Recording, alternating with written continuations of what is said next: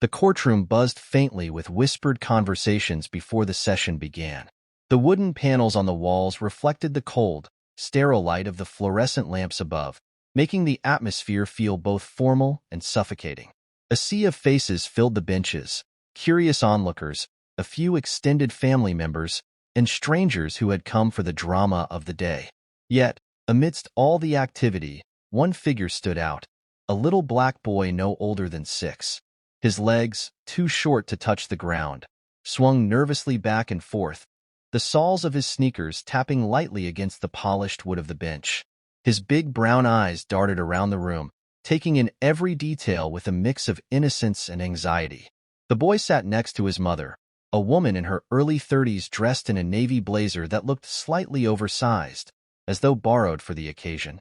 Her hair was immaculately styled, her makeup subtle but precise, and a tissue was tightly clutched in one hand. She kept casting glances at her lawyer, who would occasionally whisper reassuring words in her ear. The tension on the opposite side of the room was palpable. A tall, middle-aged white man with graying hair sat with his own attorney. His stiff posture and the way his hands gripped the edge of the table betrayed the storm brewing inside him. His suit was perfectly tailored, expensive even, but his face showed nothing but tension. He was the boy's father, and today, he was fighting for custody. At the center of this emotionally charged scene was the judge, a woman in her 60s. Her sharp eyes scanned the room as she adjusted her glasses. Her years of experience were evident in her unflinching demeanor. She had seen countless cases like this, but something about this one seemed different. Perhaps it was the raw, unspoken emotions hanging in the air, or maybe it was the boy's restless movements that caught her attention. The room fell into a hush as the judge leaned forward, her voice steady and commanding. "You may proceed," she said, addressing the mother's lawyer. The lawyer rose, his movements deliberate as he adjusted his tie. He stepped forward, his voice measured but firm. "Miss Hamilton," he began, addressing the boy's mother, "please tell the court why you believe you should retain full custody of your son." The mother straightened in her seat, clutching her tissue tighter. Her voice was soft but carried a practiced steadiness. "Your Honor, I've been my son's primary caregiver since the day he was born. I've nurtured him, provided for him, and ensured he has everything he needs to thrive." She paused briefly, her gaze flickering to her son, who sat silently beside her. "I know his routines, his fears, his dreams. I've sacrificed my career and my personal life to make sure he feels safe and loved." Her words carried an emotional weight, carefully chosen to emphasize her dedication. She dabbed at her eyes with the tissue, pausing for dramatic effect before continuing. "I don't deny that his father cares for him, but he hasn't been there. Not in the way our son deserves. He's missed birthdays, school events, even doctor's appointments. A parent can't just pick and choose when to show up." The father's lawyer shifted uncomfortably in his seat, visibly preparing to challenge her claims, but Miss Hamilton wasn't finished. "I'm not perfect, Your Honor," she admitted, her voice breaking slightly, "but everything I do is for my son. He is my entire world." The courtroom remained silent except for the faint scratching of the judge's pen on paper. The boy, seated beside his mother, stared down at his shoes, his small hands clenched into fists. There was a noticeable shift in his posture. His shoulders seemed tense, as if he were holding back a secret. The mother's lawyer moved to wrap up. "Thank you, Miss Hamilton. Your Honor, I believe it's clear who has the child's best interests at heart." The judge gave a small nod, signaling for the next phase. But before anyone could proceed, a small, trembling voice broke through the silence. "Mommy's lying." The words were soft, almost a whisper, but they landed in the room like a thunderclap. Heads turned sharply toward the boy. His mother froze, her face going pale as she stared at him in shock. Even the judge looked momentarily startled, her pen pausing mid-stroke. The boy's eyes darted nervously around the room, but he didn't stop. "Mommy's lying," he repeated, his voice louder this time, trembling but resolute. The courtroom fell into stunned silence. The mother's composure cracked.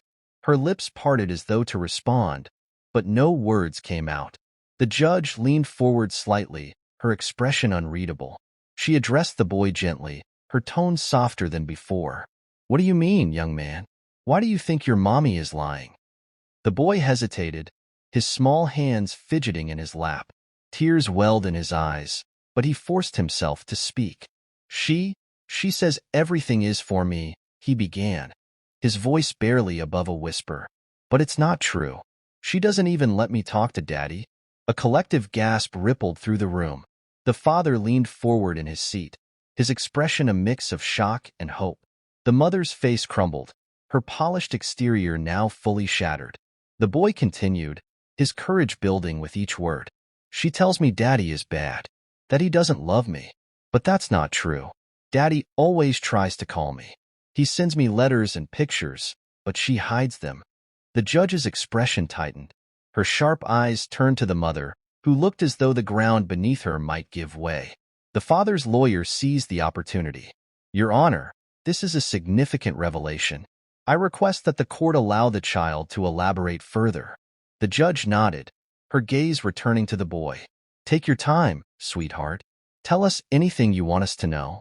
The boy hesitated again, biting his lip.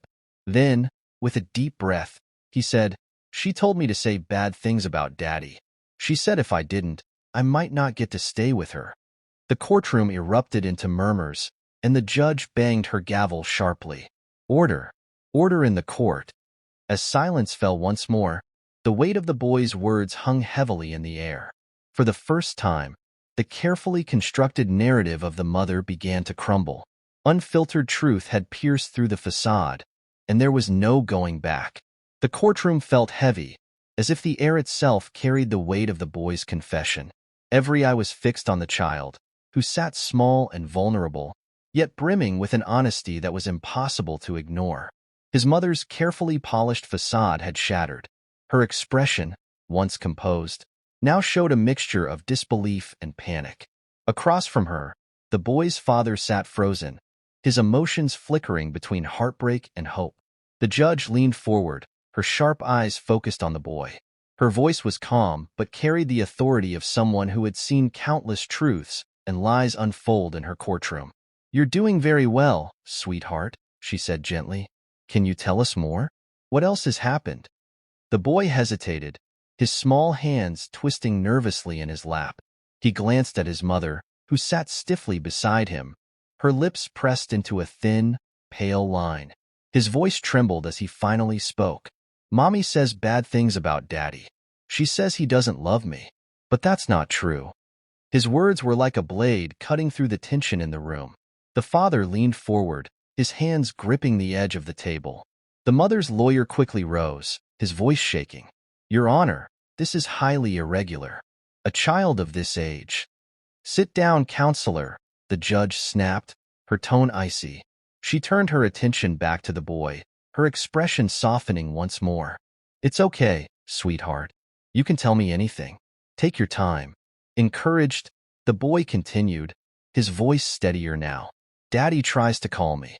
He sends me letters and pictures, but Mommy hides them. She says he doesn't care about me. His gaze dropped to his lap, his small shoulders sagging under the weight of his words. But I know he does. He came to my school one time to give me a birthday card, but Mommy said I couldn't see him. A murmur spread through the courtroom. The father's face twisted with pain as he tried to keep his composure. The mother sat frozen, her hands gripping the edge of the table so tightly that her knuckles turned white. The judge's pen moved quickly across her notepad, her face unreadable. After a moment, she addressed the court clerk. I want all communication records between both parents reviewed immediately. Phone logs, emails, anything relevant to this case. The mother's lawyer shot to his feet again, his tone urgent. Your Honor, I must object. This line of inquiry is speculative and based solely on the testimony of a child. The judge raised a hand, silencing him. The credibility of this testimony is precisely what I intend to evaluate, counselor. Sit down. Her voice left no room for argument. The courtroom fell silent once more as the judge turned back to the boy. Is there anything else you'd like to tell us? The boy hesitated, biting his lip. Then, with a deep breath, he said, She told me to say bad things about Daddy. She said if I didn't, I might not get to stay with her. The room erupted into a flurry of whispers. The judge's gavel struck hard against the wooden block. "Order in the court," she demanded, her voice cutting through the noise. The room quieted, but the tension remained thick. The boy's father placed a hand over his mouth, his eyes glistening with unshed tears. His lawyer leaned in, whispering urgently, but his focus remained on his son. Across the room, the mother looked as though the ground beneath her had given way. Her once proud posture had crumbled into a defensive hunch. The judge leaned back in her chair, her gaze sharp and calculating. She addressed the mother directly. "Miss Hamilton, do you have any response to your son's statement?" The mother's mouth opened and closed, her words faltering. "Your Honor," she stammered, "he's just a child. He doesn't understand the full situation. My only goal has always been to protect him." The father's lawyer stood immediately, his voice firm. "Protect him? Your Honor, the child's testimony strongly suggests deliberate attempts at parental alienation. We urge the court to take this matter seriously and reconsider the evidence." The judge's eyes narrowed as she turned back to the mother. "Miss Hamilton, this court takes allegations of parental alienation very seriously. If these claims are true, they reflect a concerning pattern of behavior that undermines the child's well-being. Do you have any further explanation?" The mother shook her head, her voice barely audible. I only wanted what was best for him." The judge nodded, her expression grim. "This court will determine what's best for him, and it starts with the truth." She turned back to the boy, her voice softening again. "You're being very brave. Is there anything else you'd like to tell us? How do you feel about all this?" The boy hesitated, his small fingers gripping the edge of his seat. Finally, he spoke, his voice trembling. "I love Mommy," he said, glancing at her briefly. "But I love Daddy too. I just want them to stop fighting." The courtroom seemed to hold its collective breath. The simplicity and honesty of his words were disarming, cutting through the legal arguments and personal agendas like a beam of light in a dark room. The judge nodded slowly, her face softening.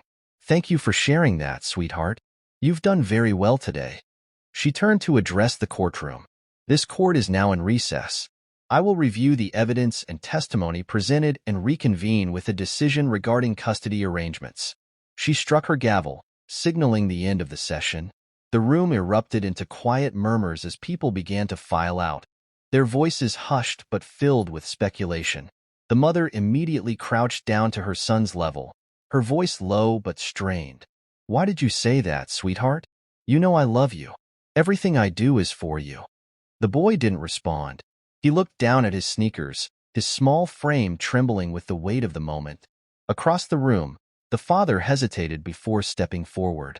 He knelt beside his son, careful not to encroach too much. His voice was soft and gentle. "I'm proud of you," he said. "That was very brave." The boy looked up at him, his big brown eyes brimming with tears. "I just want you and Mommy to stop being mad." The father's face twisted with emotion, and he nodded. "I know, buddy. I know." The mother stood silently, watching the interaction with a mixture of guilt and sadness. For the first time, the walls she had built around herself seemed to crumble, leaving her vulnerable and exposed. As the boy looked between his parents, the weight of his simple wish hung in the air. A wish for peace, for love, and for the truth to bring them together instead of tearing them apart. The courtroom reconvened after a brief recess, the tension still palpable as the judge returned to her seat. She adjusted her glasses and surveyed the room, her gaze sharp and unyielding. Both parents sat at their respective tables, their lawyers whispering hurried advice. But neither seemed to register the words. Their focus was on the boy, who sat quietly, his small hands folded in his lap. The judge cleared her throat, commanding the room's attention. "I have reviewed the evidence, including the testimony of the child. It is clear that the current custody arrangement is not serving his best interests. My priority is ensuring this boy has a stable, loving environment where he can thrive." She turned her gaze toward the mother. "Miss Hamilton, the testimony provided today raises serious concerns about your behavior. While I understand the challenges of co-parenting, your actions appear to have contributed to significant emotional distress for your child. This court cannot condone any attempt to alienate one parent from their child." The mother's face crumpled, her carefully constructed demeanor dissolving into visible regret. She clutched the tissue in her hands, nodding slowly but unable to meet the judge's gaze. The judge shifted her attention to the father. Mr. Langston, while the evidence suggests you have made efforts to maintain contact with your son, there is room for improvement. Co-parenting requires consistent, open communication and a shared commitment to your child's well-being. He nodded, his expression solemn but resolute. Yes, Your Honor. I understand. The judge leaned back in her chair, her hands clasped in front of her. Effective immediately, shared custody will be reinstated. Both parents will have equal access to the child, and a clear schedule will be established. Additionally, both parties will be required to attend co-parenting counseling to address the underlying issues that have brought us here today. Failure to comply with these conditions will result in further legal action. A murmur spread through the courtroom as the decision was delivered. The mother looked visibly shaken, but she nodded, accepting the ruling. The father exhaled deeply, relief washing over his features, though the weight of responsibility was clear in his eyes. The judge struck her gavel, signaling the end of the hearing. This child deserves the love and support of both his parents. I hope you will both rise to the occasion and prioritize his needs above all else. Court is adjourned. As people began filing out of the courtroom, the boy's parents remained seated, their focus entirely on him. The mother hesitated before crouching down to his level, her voice trembling. I'm so sorry, sweetheart. I shouldn't have said those things about your daddy. I was wrong. The boy looked at her, his big brown eyes filled with a mixture of sadness and relief. It's okay, Mommy, he whispered. I just want us to be happy. His words seemed to pierce through her guilt, and tears streamed down her face. I promise I'll try, honey. I'll try to do better. The father stepped forward, kneeling beside his son. And I promise, too, he said softly. We're going to figure this out together, okay? The boy nodded, a small, hopeful smile breaking through his somber expression. He reached out, taking a hand from each of his parents. For a brief moment, the three of them were united, their shared love for the child overshadowing their differences. Weeks passed, and the first signs of progress began to emerge. The parents attended court-mandated counseling sessions, where they confronted the pain and resentment that had fueled their conflict. It wasn't easy. There were tense moments, harsh words, and tears. But slowly, they began to find common ground. One evening, the boy's parents attended his school play together.